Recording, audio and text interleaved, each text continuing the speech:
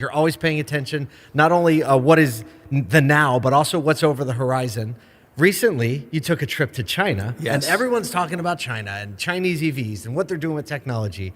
Tell us what you saw. Yeah. So it's really, it is a critically important question, right? Like what is happening now and what's happening over the horizon. So there is a huge, intense global competition happening for what I would call automotive business, automotive assets, plants, know-how.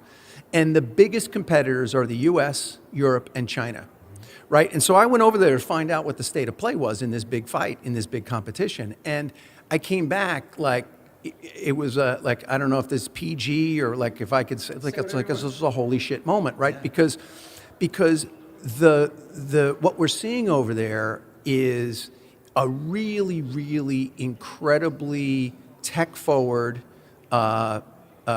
market and industry there. So two things. One is you talked about EVs. No question about that, but I think that's pretty fairly well known, right? Like that the Chinese industry, automotive industry, has a 10 to 15 year head start on the US industry from an electrification perspective. That wasn't my biggest takeaway.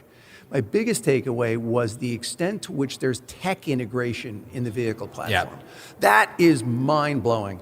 So there's one single operating system.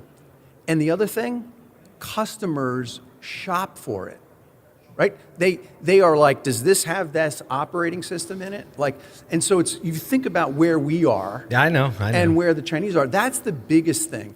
And so when I think about, global competitiveness, you hear these conversations, places like here in the auto show, software-defined platform, I don't care what you call it, tech integration. That's where the where they're buyer at of right the now. future. I really believe, this is a personal opinion, but I think it's also shared with a lot of people and some really strong data. The buyer of the future is going to be interested much more in the tech than actually what the vehicle looks like or feels like. They will wonder how it integrates with the entirety of their life.